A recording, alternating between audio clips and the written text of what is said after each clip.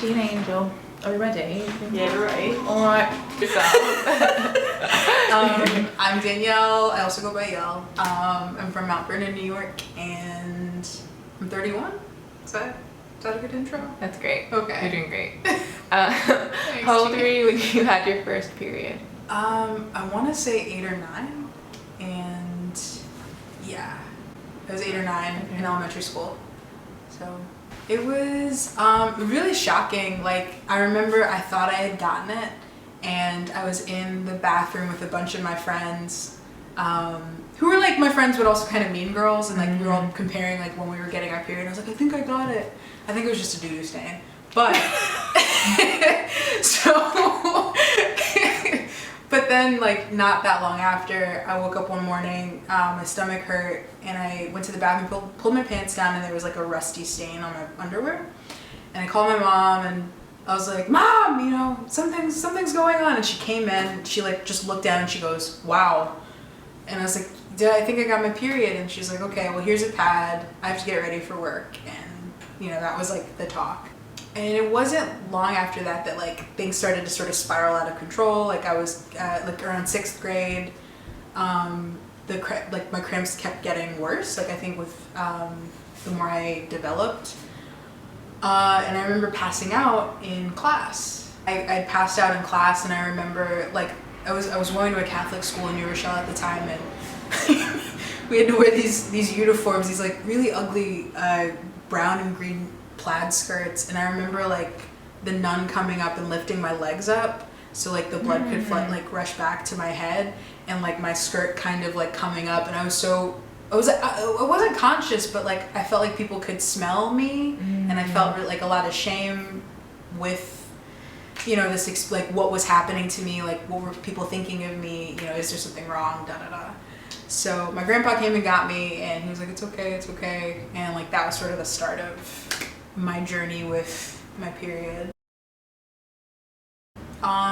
So I didn't really know until it was after I graduated from college that, so like I felt something kind of like pulsing at one point, which I've now come to realize means like you could be ovulating, but I didn't know that at the time. Anyway, like kept happening, and then I had a really, really bad period. And it was so bad that I had to go to the emergency room. I was working on a show here, and I had to like quit rehearsal and go to the emergency room, and they did an ultrasound.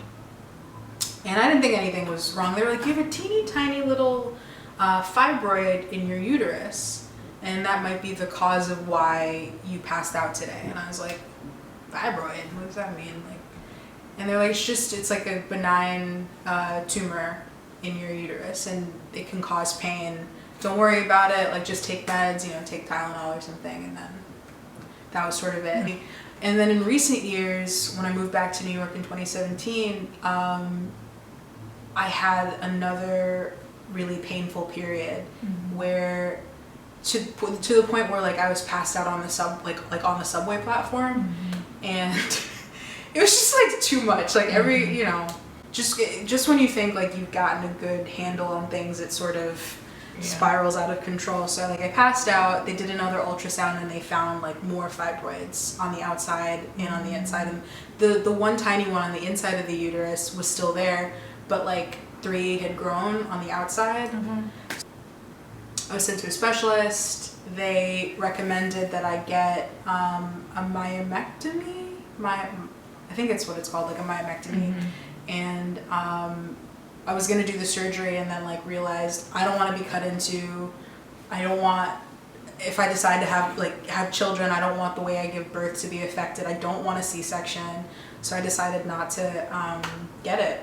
So yeah, I've been living with them, like trying different things, like castor oil packs, not eating dairy, like just trying to cut certain things out and try to take my stress levels like easier, all that stuff. And I go through like months where things are totally good, and then there are other times when it's just really bad.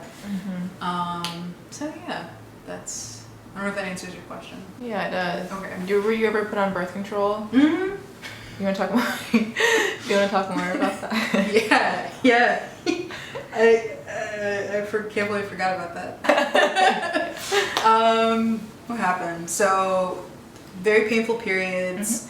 My pediatrician wanted to put me on, I think it wasn't spironolactone, it was like Trisprintec or something. Like, How old were you? this was when we moved to North Carolina. I don't always remember specific dates, but like I want to say before the age of like 15. So they put me on Trisprintec, and then my skin just started freaking out, and it was the start of many different kinds of birth control. Some were stronger, some were, low dose, but there was like this theme of like very painful periods and really like bad skin throughout my teens. And then it affected my weight like from a very young age. So I don't really know what my natural weight is without it. I don't know. I mean, I'm just now beginning to like not be on hormones. Like I got off of hormones in like right when they said it was like okay to go back outside during COVID. So it's been a few months since I've been off of it, and my period's been pretty normal. Like I don't have much. I have pain, but it's not as bad as like passing out. I enjoy how I feel without birth control. Obviously, like I do love the convenience of being on it and not having to worry about like protection and stuff, but I think my mental health is way more important. I feel I think by nature I'm like very emotional, and like reactive, but it does seem to get amplified like around my menstrual cycle. Let me lower the voice. Because I can hear myself and I'm like, No, you're good. No, you're great. Wait, damn, dude, you went to acting school. Can't you drive your fucking voice? Like, what's wrong with you? Oh man. All right, so where was I? Mental health. My and mental- PMS. Struggling. How you doing, girl? It kind of ebbs and flows.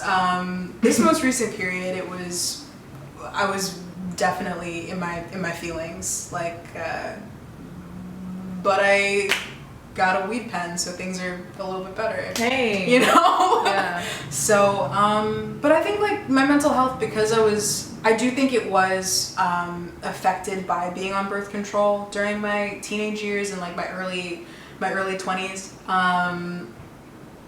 Just from the mood swings, especially on things like the Nexplanon or the Implanon.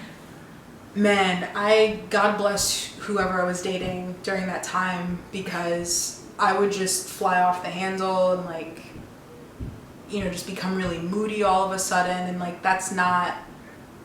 I would like to think I'm not that kind of person by nature, so that was kind of hard. I think definitely with my relationships, with my personal relationships, people would always be like, you get these moods sometimes, and I think it's the birth control. Yeah, and like, depression and anxiety, they do seem to be worse around PMS. Tender boobs, a lot more bloating, especially when I started flying. Like the bloating was crazy. Like it looked like I was pregnant around my period. With Nexplanon, I was like always hungry. And I read something that that the hormone in it kind of tricks your body into thinking it's pregnant, so you eat more, you crave more. A lot of chocolate, I think we talked about. Like I love chocolate, love salty things. Meat, like I crave red meat during that time, and and I'm also like really horny during that time. Ovulation's kind of fascinating though. Like I got the Flow app now that I'm not on it, like not on my birth control anymore, and it's great. Like the day of ovulation, I'm just like, let's do this. And it's your body talking. Yeah. Awesome. You really answered everything. More. I want you to talk more about your fibroids and like when your doctors were telling you like it's not a big deal or whatever, or just like it's fine or whatever. How did you feel? And obviously you kind of took ownership over everything. We're like, no, I'm not going to have surgery. But like, how were you feeling in that instant, in that moment? The second person that I saw was very understanding, but I felt that she was not willing to hear me out on like natural methods or like taking a more holistic approach. She was just very much like, yeah, we're gonna let's schedule the surgery, and like, yeah, you're not gonna be able to give birth vaginally, which gave me a panic attack. She was explaining how like the machine, it was a robot that she would like control from the outside, and they would make like very small incisions, and then she was explaining it would shave off parts of the fibroids, and like everything went white. I was like, this was a couple years ago. This was like 2 years ago. Yeah. So I was like 29, Yeah. 29, 30. Yeah. Yeah, 29. And it was just, it just felt like you want to cut into me before I can like try something else to get rid of them. Mm-hmm. She's like, well, unfortunately there's nothing that they can really do to shrink them. And I was like, that just sounds wrong. Mm-hmm. You know, if you can, I don't know, if you can like fix like a like athlete's foot, I feel like you should be able to fix a fibroid. Yeah. Right? Like, why is it because it's on the inside of my body and it's attached to my uterus, like that just makes it a prime candidate for, you know, shaving off? Like, so it just felt like A, they were trying to get my money, B, she didn't really care about my long-term well-being or like the effects like mentally that would have on me, you know, that kind of change. And that really turned me off of having surgery. Anything you want to share about how you feel now? Or I feel I do feel really empowered now. When I met you for the first time, like in a patient client sort of setting, I definitely felt listened to and like for the first time really seen, and that has led me to like do more research on my own, like experimenting with my diet to see how things have changed, and it's definitely helped. Like there's a supplement that I take now called DMG or CDG, one of the two, and that it has like an extract that's found in broccoli, and that helps lessen like PMS symptoms, helps like estrogen support and all that jazz, and it's definitely made a difference in my life, as well as just like eliminating things and figuring out what is triggering me. So it's the funnest part. You're like,